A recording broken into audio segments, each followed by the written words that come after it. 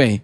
A OAB foi ao Supremo Tribunal Federal nesta quarta-feira para garantir a compra e o fornecimento de vacinas registradas em outros países contra a Covid-19, caso a Anvisa não aprove os imunizantes em 72 horas. A ação cita a liberação de imunizantes registrados no Japão, Estados Unidos, Europa e China. E no pedido ao STF, a Ordem dos Advogados do Brasil alega omissão do governo Jair Bolsonaro no fornecimento de um plano nacional de imunização. A OAB também defende que o STF destine dinheiro do fundo da Lava Jato para a vacinação. E agora eu começo com o José Maria Trindade. Pois é, isso aí é oportunismo, né? Você pode até entender a ansiedade de um governador que está sendo pressionado politicamente ali pelos secretários, né, pelos assessores e pelo povo. Agora, a Ordem dos Advogados do Brasil ir ao Supremo Tribunal Federal para obrigar o Executivo a fazer tomar uma ação que é do próprio Executivo é, no mínimo, muito estranho. O que eu tenho a dizer sobre isso é o seguinte: a Anvisa é uma autarquia especial, não é governo, né? E que tem uma função constitucional como agência reguladora independente. Então, são 5 integrantes e eles, num determinado momento, quando receberem a papelada, eles vão se reunir e discutir ali o projeto da vacina. Não é uma questão tão burocrática assim, é uma questão científica, porque através de pareceres, esses conselheiros vão carimbar e assinar. Isto, em linguagem burocrática, significa se responsabilizar pela vacina. Então, acredito que nenhum dos 5 conselheiros da Anvisa vão carimbar e assinar esse documento, essa vacina, liberando, sem ter a certeza de que se trata de um método seguro. É isso. E não adianta pressão. E aí vamos à história da Anvisa. A Anvisa, ela teve a sua última regulamentação em 1999. Eu me lembro desse debate, veio através de uma medida provisória, houve um projeto de convenção. Antônio Carlos Magalhães apressou, inclusive, era o presidente, apressou a votação e acabou sancionando o projeto de convenção da medida provisória, porque foi aprovado no Congresso Nacional. E aí, lá estão todos, detalhadamente, todos os papéis que a Anvisa desempenha. Então, é proteção à saúde das pessoas. A ela cabe aprovar alimentação, remédios, medicamentos, que é uma coisa diferente da outra, né? Cosméticos, tudo que se refere à saúde, alimentação suplementar, né? Tudo que depende da saúde, a Anvisa tem que aprovar. E não é um ato burocrático, eu vou liberar isso aqui. Não, quem assina lá e quem aprova se responsabiliza. E é uma vacina experimental, estamos apenas começando, não foi testada em larguíssima escala, não foi testada em algumas condições como crianças, por exemplo, não foi testada quanto a pessoas grávidas, isso ninguém sabe como será, pessoas com comorbidades, ninguém sabe como será, então essa é a situação. E recentemente, em 2017, o grupo de vendedores e de negociadores de cigarros importados aqui no Brasil, esses cigarros eletrônicos, né? Esse grupo entrou no Supremo Tribunal Federal contra a Anvisa, questionando ali a legalidade de algumas ações. O relator foi o ministro Marco Aurélio. E a resposta do Supremo foi reforçando, do Supremo, a ementa é muito clara, reforçando o papel da Anvisa, dizendo que ela é constitucional e que tudo que está ali como função da Anvisa está confirmado pela Constituição. Portanto, o Supremo, isso em 2017, não tem tanto tempo assim, confirmou que a Anvisa é que manda mesmo na liberação de qualquer produto que interfira na saúde das pessoas. Então, a Anvisa, pelo Supremo, está confirmado. Só se o Supremo mudar de opinião, aí é outra coisa, e aí eu não entendo mais o Supremo como a mais alta corte do país para definir jurisprudências. Então, tudo bem, governadores querendo avançar o sinal, tudo bem, mas a OAB, a Ordem dos Advogados do Brasil, não tinha que fazer essa confusão em segurança jurídica, né? E deixar a coisa andar pelo lado científico, é assim que deve ser. Muito bem, Augusto, como é que você avalia essa ação da OAB? Quero saber o que a OAB tem a ver com isso, né? Não tem nada. A OAB deveria se manifestar quando o Gilmar Mendes, agora há pouco, o Gilmar Mendes quis legislar, né, com o seu voto, induzindo a bancada que ele tem no Supremo, para que decidir como é que o Congresso devia eleger o seu presidente, ele tem direito à reeleição, etc. Nesses momentos, a OAB não se manifesta. A OAB não se manifesta quando você constata que advogados formados pelo PCC estão se multiplicando e trabalhando para a organização dentro e fora das cadeias. A OAB não se manifesta. A OAB se manifesta quando a gente está discutindo aí como é que fica o negócio da vacina. Então eles não têm nada com isso, tá? E cai fora dessa discussão aí, que essa entidade aí, ela só fala sobre o que não deve. Os assuntos que requerem, exigem a manifestação da OAB, esses são esquecidos. Então cai fora. E você, Ana? Marcelo, dentro dessa pandemia, como a gente falou muito aqui, muitas vezes, né, a pandemia obrigou não apenas o Brasil, mas o mundo a colocar máscaras, né, mas muitas máscaras também caíram e a OAB agora mostrou, mais uma vez, dentro dessa pandemia aí, que virou um braço político.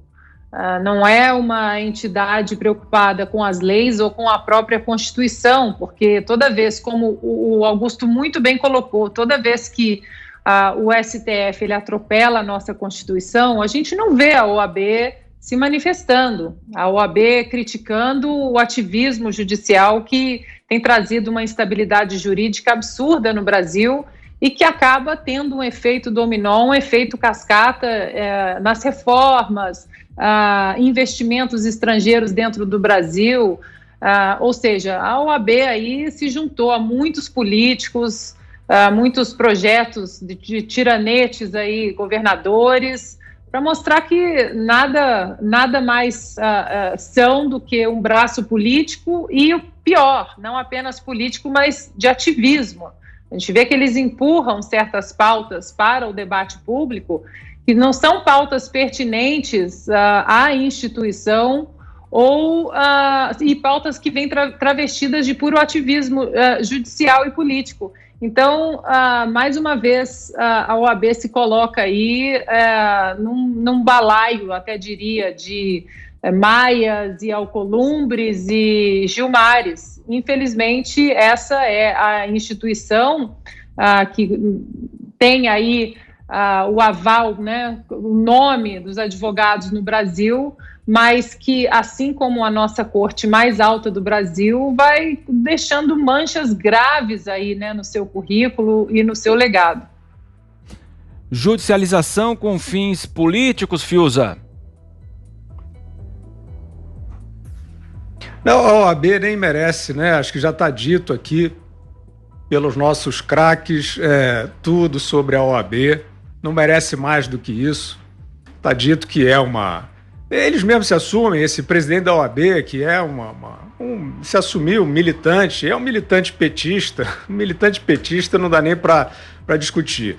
O relevante aí é que essa ação que a OAB, que cavou a sua própria irrelevância, essa ação que a OAB está tomando, foi proposta também pelo governador de São Paulo, João Dória, o governador do Maranhão, Flávio Dino, estão todos com esse discurso de bypassar a autoridade sanitária brasileira, a Anvisa. E isso é um golpe. Isso é uma ação passível de questionamento judicial.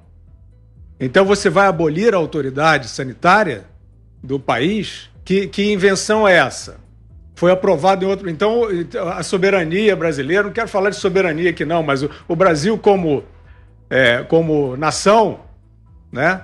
O Brasil como uma entidade nacional está dissolvido. Então, isso não é possível. Agora, Marcelo, eu queria destacar, mais relevante, uma legislação que foi aprovada no Senado, proposta pelo senador Antônio Anastasia, ex-governador de Minas Gerais, que é um constrangimento à autoridade sanitária, dando à Anvisa um prazo de 72 horas para deliberar sobre vacinas. Isso foi lá no Congresso, é que eles sabem quanto tempo a autoridade sanitária precisa para avaliar uma vacina. Veja só. E esta regra que está aprovada, está valendo, proposta pelo Antônio Anastasia, diz o seguinte: se não deliberar em 72 horas, está dada autorização tácita. Sabe o que quer dizer autorização tácita? Quer dizer que a autoridade sanitária brasileira foi bypassada. Quer dizer que a autoridade sanitária brasileira não tem, né, foi obrigada a autorizar algo que, na verdade, não está devidamente examinado e certificado. É uma outra tentativa de suprimir a autoridade sanitária. Mas quem é que sabe se uma vacina é eficaz ou segura? É o Anastasia? São os burocratas do gabinete dele no Senado que sabem dizer isso? Ou ele vai colar lá de uma entidade de outro país? Isso não pode ser. Isso é uma aventura. Agora, eu gostaria de dizer que isso está passando tranquilamente pelas demais autoridades que poderiam ser revisoras desse tipo de arrobo, Marcelo. Né? A Anvisa está constrangida a fazer um exame em 72 horas. Ninguém sabe se isso é suficiente e, se ela não conseguir, a autorização está dada. E aí pode acontecer o seguinte, que eu vou ler, vocês me permitam. Eu preciso ler, porque eu sou leigo.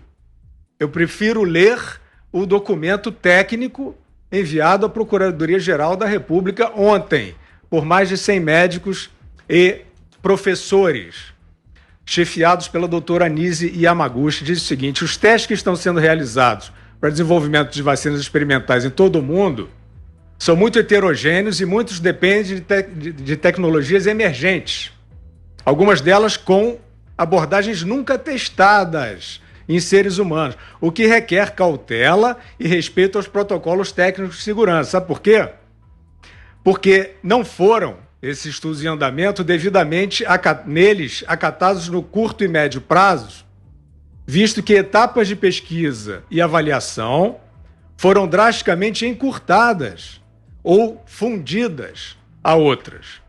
Então, o que significa é o seguinte: ainda diz o documento, seria de fato uma temeridade e desrespeito à saúde dos direitos humanos e aos direitos humanos expor milhões de pessoas a qualquer vacina experimental, mesmo que aparentemente segura, atenção para isso, mesmo que aparentemente segura e eficaz em testes clínicos, antes de se cumprirem todas as fases temporais de segmento dos voluntários recipientes. Para quê?